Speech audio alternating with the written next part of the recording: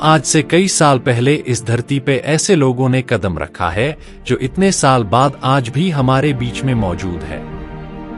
ये लोग कहाँ है? ये एक मिस्ट्री जरूर है, लेकिन ये लोग हैं, ये एक सच्चाई। लेकिन सवाल है कि ये लोग कौन है और इन लोगों ने ऐसा क्या कर दिया जो इतने सालों से ये लोग जीते आ रहे हैं, हमारे बीच में है और हमें पता ही नहीं है। तो अगर आपको इमोर्टैलिटी एज ए कॉन्सेप्ट पसंद आता है तो आज का ये वीडियो आपके लिए है।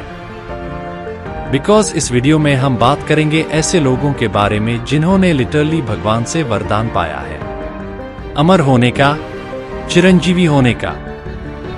अश्वत्थामा, महाभारत की अगर बात हो और अश्वत्थामा का मेंशन ना हो, ऐसा हो नहीं सकता।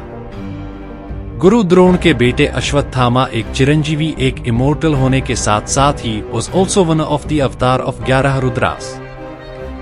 गुरु द्रोण एक बेटा चाहते थे और इसीलिए वो तपस्या कर रहे थे, जिसके चलते शिवजी ने खुश होकर गुरु द्रोण को वरदान के तौर पर एक बेटा दे दिया और उस बेटे को चिरंजीवी, अमर होने का वरदान दे दिया।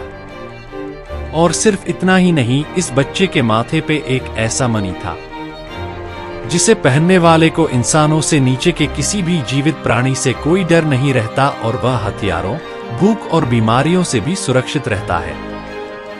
लेकिन फिर जब अश्वत्थामा बड़े हुए, आगे चलकर उसकी दुर्योधन से मित्रता हो गई। इस दोस्ती की वजह से और पावर हासिल करने की भूख के वजह से उन्होंने महाभारत के युद्ध में कौरवों की साइड ली और उसके बाद क्या हुआ ये हम सब जानते हैं। अपने इमोशंस में बहके अश्वत्थामा ने कुरुक्षेत्र वॉर में इतनी गलतियां कर दी कि कृष्ण भगवान ने उन्हें पनिश करने के लिए उनसे उनके माथे का मणि छीन लिया और उन्हें ये श्राप दे दिया कि उनका ये जख्म कभी नहीं भरे, उनकी पूरी बॉडी लेप्रोसी का शिकार हो जाएगी, यह पस और अल्सर से भी ढका होगा।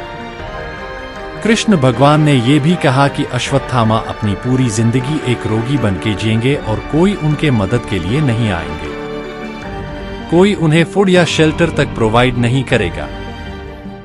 बिकॉज जो कोई उसके निकट आता है वह उससे घृणा करता है। भगवान हनुमान रामायण के सबसे बड़े वीर है। हनुमान जी श्री राम के सच्चे भक्त और उन्हें हमेशा के साथ रहना था। जब रावण सीता मैया का अपहरण कर लंका ले गया था, उस वक्त श्री राम काफी चिंतित थे, क्योंकि लंका काफी दूर था और वहां तक का जो फासला था वो काफी कठिन था। लेकिन क्योंकि हनुमान जी उड़ सकते थे, उन्होंने इस लंबे फासले को तय किया और रावण के महल के अंदर अशोक वाटिका में सीता मैया को ढूंढ लिया। अब इसके बाद कई सारे थियरीज हैं जो ये बताती हैं कि हनुमान जी को अमरता का वरदान कैसे मिला। कुछ लिपियों के अनुसार ये माना जाता है कि जैसे ही हनुमान जी ने माता सीता को खोज लिया और उनसे ये कहा कि वो राम जी के दूत है, उनके साथी है, तो खुशी और कृतज्ञता से माता सीता ने उन्हें अमर होने का वरदान दिया। इसके अलावा जब रामायण के सारे पात्रों को मोक्ष प्राप्त हुई थी तो उस समय हनुमान जी ने देवों से ये रिक्वेस्ट की थी कि उन्हें इस धरती पर तब तक रहने दिया जाए जब तक कि इस धरती पर राम जी का नाम लिया जा रहा है। इसीलिए आज भी अगर कोई सच्चा भक्त राम जी का नाम लेता है तो हनुमान जी वही पाए जाते हैं। इनफैक्ट ये भी कहा जाता है कि जब भी इस धरती पे रामकथा होती है तो उस समय हनुमान जी सबसे पहले आने वाले और सबसे आखिर में जाने वाले व्यक्तित्व होते हैं। मैं बात कर रहा हूं रावण और विभीषण के बारे में। इन दोनों भाइयों पे जो कहावत मैंने आपको अभी बताई ना, वो एकदम जचती है। जहां पे एक भाई पावर, लालच, छल कपट की वजह से बर्बाद हो गया, वही दूसरा भाई अपनी अच्छाई और सच्चाई के वजह से अमर हो गया। विभीषण रावण का छोटा भाई था और जब रावण सीता मैया का अपहरण करके लंका ले आया था तो वो विभीषण थे जिन्होंने सबसे पहले आवाज उठाई थी। लेकिन रावण ने उनकी एक बात नहीं सुनी। इवेंटली जब विभीषण को ये समझ आया कि एंड में सच्चाई की जीत होने वाली है तो उन्होंने राम जी की मदद की। उन्होंने राम जी और वानर सेना के साथ मिलकर सीता मैया को रावण के चंगुल से बचाया और उन्होंने साबित कर दिया कि आपके पास हमेशा सही निर्णय लेने का विकल्प होता है। ऐसा कहा जाता है कि जब यह सब खत्म हुआ तब विभीषण को लंका का राजा घोषित किया गया और उन्हें अमरता का वरदान मिला ताकि वो लंका के लोगों को हमेशा मार्गदर्शन करते रहे। परशुराम। परशुराम विष्णु जी के छठे अवतार हैं और उन्हें सबसे विनाशकारी अवतारों में से एक भी माना जाता है। परशुराम एक अत्यंत कुशल योद्धा माने जाते हैं। उसके साथ साथ सारे अस्त्राज, शास्त्रस और दिव्य अस्त्रों के स्वामी भी थे। यही नहीं, वो वनमैन आर्मी के नाम से भी जाने जाते हैं। उनका जन्म एक ब्राह्मण फैमिली में हुआ और ऐसा माना जाता है कि उनका जन्म दुनिया से सारी बुराई मिटाने के लिए हुआ था।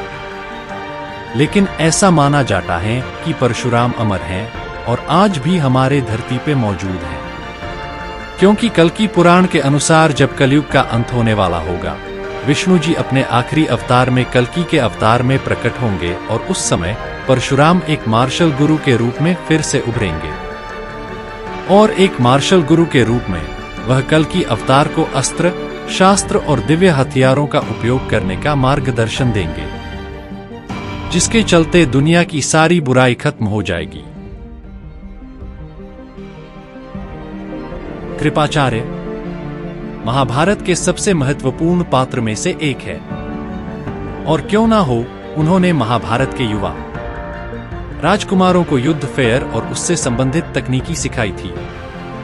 अगर मैं आपको कृपाचार्य के बारे में कुछ पृष्ठाधार दूं, तो आप लोग ये जान के शौक हो जाओगे कि उनका जन्म किसी इंसान की कोख से नहीं हुआ। जी हां, आपने सही सुना। वास्तव में उनका जन्म हुआ था उनके पिता शरद्वान के ग्राउंड पे गिरे हुए वीर्य से, जिसने उन्हें पूरे महाभारत में एक विशेष पात्र बना दिया। ऐसी बात नहीं है कि महाभारत में और कोई कैरेक्टर नहीं है जो मानव वूम की जगह असाधारण तरीकों से पैदा हुआ है, लेकिन ऐसी क्या बात है जो कृपाचार्य को स्पेशल बनाती है? ये है उनके रवैये के कारण। वो बिल्कुल भी किसी भी तरीके की पक्षपात को पसंद या बढ़ावा नहीं करते थे। वह बहुत प्रतिष्ठित व्यक्ति थे। कई स्टोरी ऐसी है जो ये बताती है कि कृपाचार्य को ये पता था कि कौरवों की तरफ से लगी ये युद्ध की आग व्यर्थ है, लेकिन फिर भी उन्होंने अपनी कर्तव्य पूरा किया और महाभारत के इस युद्ध में उन्होंने कौरवों की पक्ष ली, क्योंकि वो कौरव ही थे जिन्होंने कृपाचार्य को बुनियादी आवश्यकता कातों से पालन पोषण किया था। फिर सवाल आता है कि कृपाचार्य को इमोर्टैलिटी मिली कैसे? एक थ्योरी हमें ये बताती है कि कृपाचार्य का निराधार और निष्पक्ष रवैया देख के कृष्ण भगवान ने उन्हें अमरता का वरदान दिया था।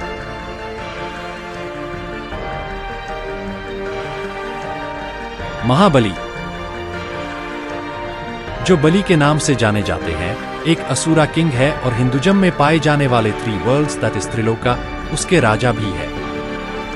बलि को देखने के बाद Indradev, who is considered as the king of devas, उनके मन में बलि को लेके एक अस्वस्थ सा अहंकार विकसित हुआ, जिसके चलते वो विष्णु जी के पास गए और विष्णु जी से ये अनुरोध की कि वो बलि को वश में करे। बिना किसी अन्य विकल्प के विष्णु जी ने वामन अवतार लिया और वो बलि के पास गए और बलि के पास जाके विष्णु जी ने कहा कि उनके पैर के 4 कदम से कवर होने वाले भूमि वो उन्हें दे दे। अब वामन अवतार का साइज देख के बलि ने तुरंत हाँ बोल दिया, लेकिन वो कहते हैं, नाउ वी शुड नॉट जज the book by its cover. यहाँ पे वही हुआ। 3 चरणों के भीतर विष्णु जी के वामन अवतार ने तीनों लोक को कैप्चर कर लिया। उसके बाद बलि के पास आत्मसमर्पण के अलावा कोई विकल्प नहीं था, लेकिन बलि के दिए हुए लोक के मुताबिक अभी 1 कदम बाकी था। तो विष्णु जी ने बलि से पूछा कि इस अंतिम कदम का क्या किया जाए। इस पर एक बार भी सोचे बिना बलि ने आपने घुटने टेक के उन्होंने अपना सर पेश कर दिया। इसे देख विष्णु जी इतने खुश हुए कि उन्होंने बलि को अधोलोक में तो निर्वासित कर दिया, लेकिन उसे एक वरदान भी दे दिया, इमोर्टैलिटी का, उसे चिरंजीवी होने का।